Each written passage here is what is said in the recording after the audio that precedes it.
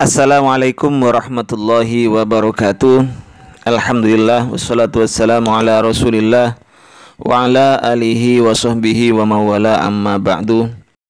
Sahabat-sahabat Aswaja, seluruh subscriber, seluruh penonton semuanya, tanpa terkecuali, selamat menunaikan ibadah puasa. Semoga puasa kita dilancarkan oleh Allah Subhanahu wa taala. Amin Allahumma amin.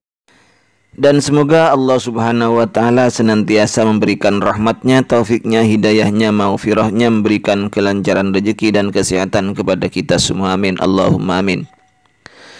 Baik teman-teman semuanya, mari kita dengarkan dulu konflik halal bihalal di antara ustadz-ustadz Wahabi, baik sebelum atau sesudah Ramadan ini. Hukum halal bihalal yang menjadi tradisi di Indonesia, apakah dianjurkan Rasulullah? Sejauh yang kita tahu, sejauh ilmu kita tentang apa yang dilakukan Rasul dan para sahabat setelah bulan Ramadan selesai, itu tidak ada yang namanya halal bihalal seperti yang menjadi kebiasaan dan tradisi di masyarakat kita sekarang, di mana berkumpul, saling bermaaf-maafan. Acara itu dibuat dan ditaja setiap bulan Syawal, saling bermaaf-maafan, dan kemudian kadang-kadang diadakan pengajian juga. Intinya sebagai sebuah rutinitas yang dikerjakan di bulan Syawal. Yang kita tahu sejauh ilmu yang ada pada kita, Rasulullah SAW tidak pernah mengajarkan, menganjurkan, dan tidak pernah mempraktekkan, apalagi melazimkan. Sebagian kaum muslimin ada yang punya keyakinan disunahkannya bermaaf-maafan sebelum bulan Ramadan. Terlebih tersebar sebuah hadis yang tidak ada asalnya, yang menyebutkan katanya malaikat Jibril berkata kepada Rasulullah, Muhammad, abaikan puasa ya umatmu yang tidak silaturahim atau tidak minta maaf ya kepada istrinya, kepada ya orang tuanya dan yang lainnya. Padahal syariat minta maaf itu adalah ketika kita punya kesalahan kepada orang lain tanpa harus menunggu bulan Ramadan. Ustadz, tradisi di Indonesia saat hari raya, khususnya di kampung saya, biasanya ada maaf-maafan antara sanak keluarga, kemudian berkunjung ke tetangga saudara yang sudah tua-tua saling memaafkan. Pertanyaan saya, Ustadz, apakah amalan maaf-maafan ini percuma atau bakal tertolak karena memang Nabi Muhammad SAW tidak pernah mengajarkan cara maaf-maafan seperti ini? Dan sebaiknya bagaimana sikap kita yang berada di tengah-tengah mereka? Apakah ikut bermaaf-maafan juga atau hanya sekedar mengucapkan selamat hari raya, taqabbalallahu minna wa minkum? Kita tidak bisa mengatakan itu nggak boleh ya. Dan itu kebiasaan berjalan di tengah masyarakat. Hanya saja seseorang itu apabila di hari raya disyariatkan itu mendoakan, misalnya taqabbalallahu minna wa minkum, semoga Allah terima dari kami dan dari kalian semua amalan salih, ketaatan, dan semoga kita diberi kemudahan, dijadikan sebagai orang yang beruntung, minal faizin wal aidin misalnya. Itu doa bagus. Tapi kalau mau minta maaf dan seterusnya, ya orang kalau berbuat keliru kepada orang lain, itu bukan minta maaf di Lebaran saja, tapi harusnya setiap kali dia berbuat kesalahan dia langsung minta maaf. Ya, namun kadang sebagian orang menjadikan momen Lebaran itu sebagai momen untuk menyambung silaturahmi, memperbaiki hubungan.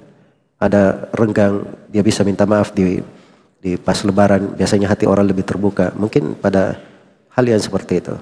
Jadi ini masalah jangan dikatakan terlalu digampangkan, jangan terlalu diperlebar juga, tapi dijadikan hal yang wajar dan biasa. Semoga Allah memberi taufik kepada semuanya. Ustadz, halal bihalal dicontohkan Rasul, masalah ekspresi kesenangan pada hari Lebaran ini bukan masalah ibadah tapi masalah tradisi. Yang masalah ibadah adalah masalah sholatnya. Sholatnya silakan anda sholat sesuai dengan ajaran Nabi SAW. Khutbah dulu baru sholat dulu baru kemudian khutbah. Tidak boleh khutbah dulu baru sholat, ini melanggar. Tidak boleh tatkala sholat pakai adzan dan iqamat, karena sholat itu tidak ada adzan dan iqamat. Tidak ada namanya sholat tahiyatul lapangan, nggak ada. Ya, ini semua ikut contoh Nabi SAW. Tapi kalau ekspresi tentang kesenangan pada hari tersebut boleh. Contohnya, ini saya sudah jelaskan perkataan Imam Son'ani, ya. Jadi boleh bersenang-senang pada hari Lebaran. Waktu hari Lebaran, ya, orang-orang Habasyah bermain-main di masjid sampai Rasulullah SAW panggil Aisyah, mau nonton nggak? Nabi Aisyah nonton. Mereka bermain apa di masjid. Maksud saya seandainya hari Lebaran ada lomba manjat pinang, itu nggak jadi masalah. Bersenang-senang hari tersebut. Tapi kesenangan orang Islam beda dengan umat-umat yang lain. Kalau kesenangan orang Islam dibuka dengan sholat. Waktunya sholat dibuka dengan ibadah luar biasa, dibuka dengan takbir Allahu Akbar, Allahu Akbar. Beda dengan umat-umat lain. Umat lain namanya hari raya mereka, senang-senang mereka murni duniawi. Nah, tapi bersenang-senang boleh, halal bihalal boleh. Ya, dan ini dilakukan di Arab Saudi juga. Ya, seperti kita Jamiah Islamiyah hari kedua baru kita kumpul, semua mahasiswa dikumpulkan. Terkadang mungkin hari ketiga, hari kedua dikumpulkan makan-makan dari universitas. Karena hari pertama mungkin sibuk sama keluarga macam-macam, hari kedua kumpul mahasiswa semua makan-makan. Sampai kemarin setelah seminggu kalau tidak salah ada acara kumpul-kumpul. Namun namanya bukan halal bihalal ya. Karena halal bihalal itu secara bahasa aneh maknanya. Halal karena halal. Maksudnya gimana? Ya. Tapi namanya kita kumpul-kumpul setelah apa? Setelah Id. Ini istilah orang Indonesia saja, halal bihalal. Dalam Arab tidak ada istilah lain, tapi pelaksanaannya boleh-boleh saja, nggak jadi masalah. Yang penting dijauhkan dari hal yang haram. Jangan sampai halal bihalal kemudian ikhtilat, putar lagu dangdut, ya. Nah, ini tidak boleh kalau sudah seperti itu. Saya dulu pernah menghadiri acara halal bihalal di satu tempat waktu saya masih dahulu belum ngaji. Ya, ada musiknya, kemudian ada kasidahnya sambil musik-musik mungkin biduan wanita dan macam-macam. Ini tidak boleh kalau seperti ini. Tapi kalau kumpul-kumpul, kemudian mungkin acara makan, apalagi diselingi pengajian, boleh-boleh saja. Ini ekspresi kesenangan, boleh ya. Dengan cara apa saja selama tidak melanggar syariat.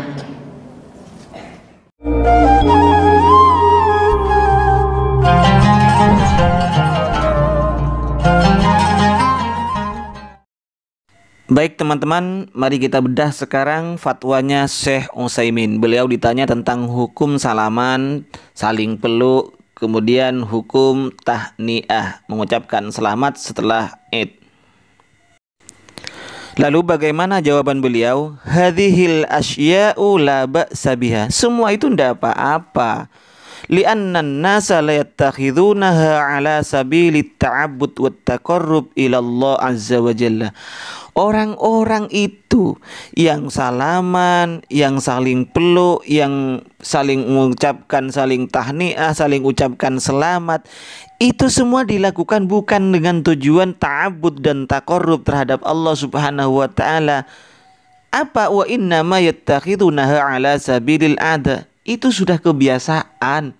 Jadi itu adalah kebiasaan, tradisi yang berlaku di masyarakat, wal ikrami wal ikhtiram, mereka saling menghormat terhadap tetangga.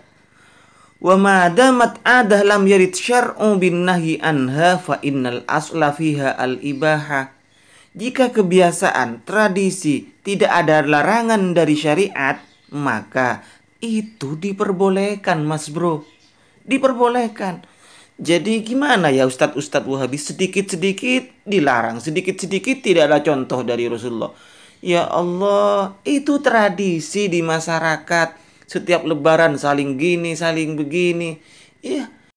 Kalau tradisi maaf-maafan, tradisi saling ucapkan selamat, tradisi salaman setelah lebaran itu kalian permasalahkan dan bisa menyebabkan masuk neraka, apa masyarakat kita suruh untuk saling berantem saja ya biar masuk surga begitu?